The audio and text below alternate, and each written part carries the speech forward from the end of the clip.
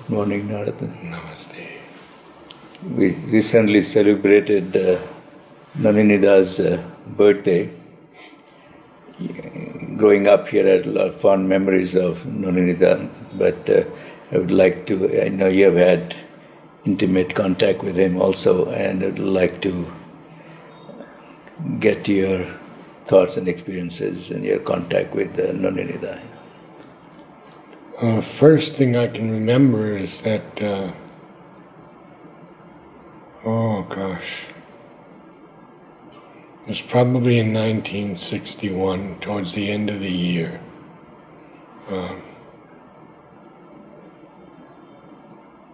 I had a girlfriend, and Champaklau, my mother had given me 2 rooms in Champaklau's place. All that's been torn down by now. You remember it very well. Yeah. And I brought the girl up to my room one night. Yeah. But I didn't do anything, but still, that was not allowed. Yes. And no one saw her. It was about 10 o'clock at night. The street was totally empty. There was no one around. I brought her up. And she went down after a couple of hours back home. At 6 in the morning, someone knocks on the door and says, "Nolini would like to see you." Yo. So, okay, I went to see him, and he greeted me with such love, such warmth. And I understand from others that he was quite distant with many people, aloof with many people. And he said to me, "Mother asked me to tell you that she gives you complete freedom in the ashram, but with that comes total responsibility." Yes. I got the message, and that was my first meeting with him. Then I went back to the States, and I wrote a long letter to Mother about what was happening in the U.S. Nolini writes me a long letter in return and says how pleased Mother was to know what was actually happening and hearing it from me. It was very positive, and that Mother sent me her blessings, and he also, and it was one of the great letters I received from him. Well, then I came back again in late 69. I came back in 68. We had, Annie and I had been in a serious accident on the Taconic State Parkway in a blizzard with ice on the road. And going down this huge road, I hit another car that was parked perpendicular to traffic. There was no way I could stop. And she went through the window. Mother said, "Well, there will be no scars," when we wrote to her. And that moment that she said that, I had the inspiration, go out and get vitamin E capsules and put them on her cuts. She had no scars. So we collected, I think it was $3,000, it was exactly $3,000 for medical expenses. In those days, you didn't get millions of dollars. And I wrote to Mother, "You saved our lives. I want to send you $3,000. Mother writes back, "Why don't you use that money to come for the inauguration of Oroville?" Each ticket was $1,500. $3,000 exactly. So we came, met Mother, and then my work in Oroville began. And it was exhausting work. I would come in and visit Nolini regularly, and he was always so happy to see me. And one day I came to him in total exhaustion, and I said, Nolini, and he didn't like Nolini Da. I see. He never liked the Da. I see. No, I said, Nolini, I need my batteries recharged. And he puts both hands on top of my head for about 2 minutes. And he says, they are recharged. And I could have flown out of his room. There was so much energy. And Anima was there making a little poem, recharged, recharged, recharged, recharged. So that was probably the first real meeting I had with him. And then, I guess we're now in the mid-70s, and he begins to come to me every night, week after week. And when I approached him on it, he would just pass it off as a kind of joke. In other words, don't think about these things. I could not remember after his visits anything he had told me. Okay. It was above the mind. Yeah. It had nothing to do with the mind. Yeah. And I had to just accept that what he was teaching me was for my soul. Right. But it was wonderful because he would come and he would be so gentle. And often these nightly meetings would last a long time. Yeah. Then one day, it was on my birthday in 1972, I believe. That was the day also I went to Mother, and she gave me my new name. Oh, I see. Okay.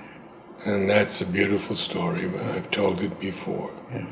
So we went, Mary Helen and I are together working in the Matrimandir nursery and gardens at this time. We had a big tray like that. Yeah. We filled it with 100 different varieties of psychological perfection, which was my beloved flower at that time. And we brought it to Nolini, and he was very moved. And he said to Anima, be sure to give them the tray back. Oh, okay. And then he says, sit down. All seats are equal, and there were only 2 chairs. So we did sit down. And I had written him a long, single-spaced, 2-page letter on the difficulties we were facing in Oroville. And he said, I have read your letter. It need not be like this. She is trying 1,000 different ways. And it was so sad for me to have to hear that. But Oroville is the divine's creation, and it will not fail. Then he became very quiet. And I tell you, Lakshman, that what he told us, no, it was in 79, not 72. It was in 1979. Mother had already left her body. She left in 73, as we all know. This was 1979. He becomes very quiet. And then he looks at Mary Helen and he says, your body. He points to her, he says, your body. Then he points to me and he says, and your body. Then he points to himself And he says, and my body. We think they are different bodies. They are not. They are all her body. She has put a part of herself into each of us, truly. I never heard a wiser statement or more powerful statement after Mother's leaving than this one. So our meeting was over, my birthday, celebrated as beautifully as one could ever hope, and then back to work. Now, I believe it was 1980, just a year later, when the period we call the Troubles in Oroville began, with different persons and groups wanting to take over the ownership of Oroville. And you're all familiar with all of this. Well, it was a very painful time. Oroville was difficult enough in the early days, in the early 70s, late 69, early 70s, but this brought in a new dimension of the problem. So I'm working in the nursery, and a young lady comes down in tears, and she says, there are 200 gundas at Bharatnivas, and they are beating Frederick and David with clubs. So I got all the nursery team together. There were about 15 of us, 15, 20.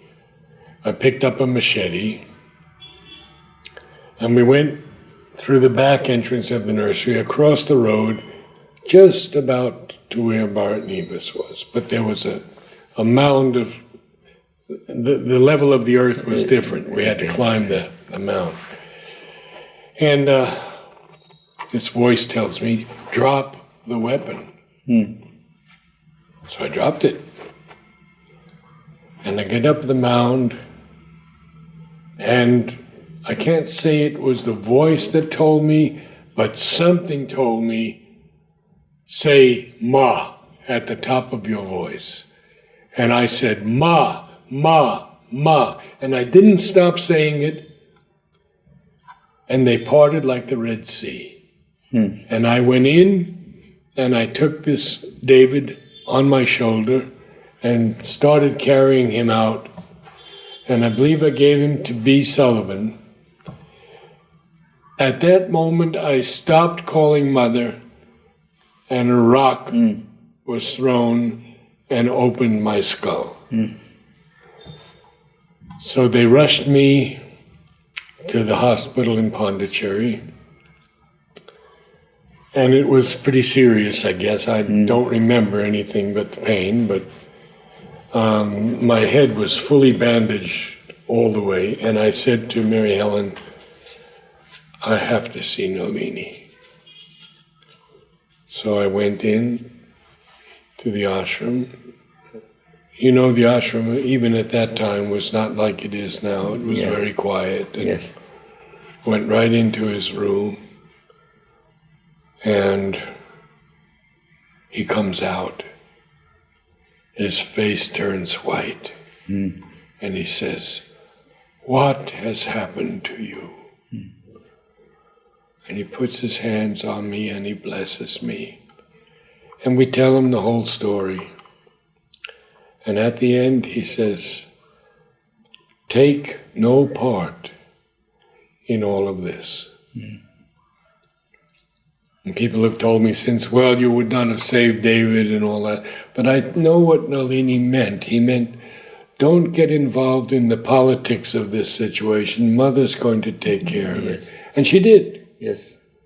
People didn't want the government in, but it was necessary to stop all of this nonsense. And that was my last meeting with Nolini.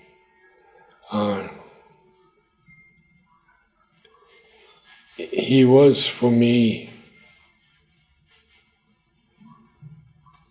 and Upaguru, as was Aurobindo Basu.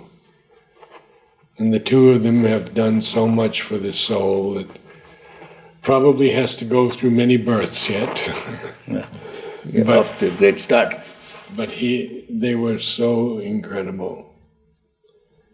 And you had just such remember- a rich life. yeah. But so little progress. That's life. Yes. Much more needed. But Nolini will be always the person I'll remember every moment of my life. Yeah. I think all of us who have come in touch with him since he took the correspondence, many of us to the mother and back, Yes. will never forget him. He was very gentle. He had a very soothing, almost calming effect, on you, just being around him. Yes. Yeah, it was a very different personality. Yes. But he also didn't want many people to come and see him. No, he was quite private in that sense. He did, but So when he welcomed you, you knew he really welcomed you. no, very much so, very much so. Yeah. Thank you so much for sharing your thoughts on Nolini. He is a very precious individual that we'll cherish that at the center, knowing about him. Thank you. Thank you, Namaste. Narad, for your time.